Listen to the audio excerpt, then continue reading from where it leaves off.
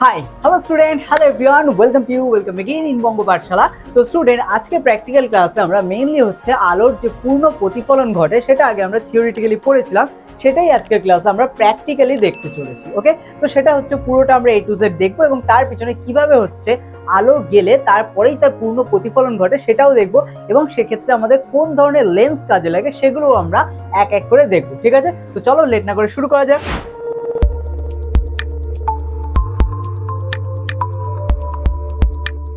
তো স্টুডেন্ট আজকে পুরো প্র্যাকটিক্যাল করার জন্য আমাদের বেসিক্যালি হচ্ছে একটা প্রিজম লাগবে। তো প্রিজমটা দেখতে পাচ্ছ তোমরা, এটা একটি আয়তক্ষেত্রাকার বাট একটু হচ্ছে লম্বা, ঠিক আছে।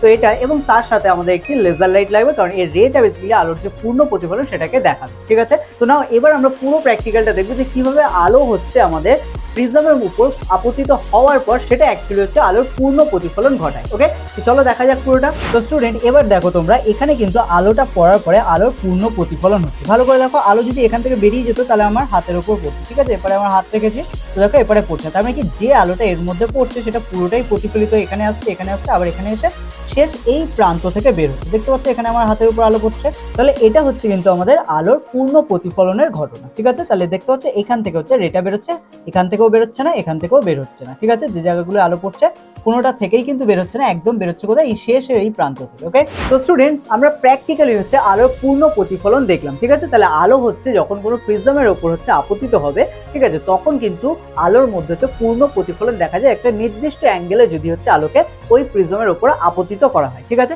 এটা জলের ক্ষেত্রেও ঘটে, কারণ জল অনেক সময় জল যদি বিন্দুর আকারে অবস্থান করে তার ক্ষেত্রে অনেক সময় হচ্ছে আলোর পূর্ণ প্রতিফলন হচ্ছে দেখা যায়, ঠিক আছে। তো স্টুডেন্ট আই হোপ তোমরা বুঝতে পেরে গেছো যে আলোর পূর্ণ প্রতিফলন অ্যাকচুয়ালি কি, যখন হচ্ছে আলো কোনো একটি মাধ্যমের মধ্যে থেকে যায় এবং সেই মাধ্যমের বা সেই কাচের মধ্যে থেকে বা সেই প্রিজমের মধ্যে আলো হচ্ছে প্রতিসৃত মানে ভেদ করে না বেরিয়ে তার মধ্যে পুরোটাই প্রতিফলিত হয়, তাকেই অ্যাকচুয়ালি আমরা আলোর পূর্ণ প্রতিফলন বলি। ওকে, তো আই হোপ পুরো ক্লাসটা তোমরা দেখে বুঝতে পেরে গেছো যে কিভাবে হচ্ছে প্র্যাকটিক্যালি এগুলো হচ্ছে আমরা বইতে যেগুলো পড়েছিলাম সেটা প্র্যাকটিক্যালি হচ্ছে কিভাবে আমরা ইমপ্লিমেন্ট করতে পারি। তো স্টুডেন্ট নাও আজকের ক্লাস আমরা এখানে শেষ করবো, দেখা হচ্ছে আবার তোমাদের সাথে পরের ক্লাসে। ওকে।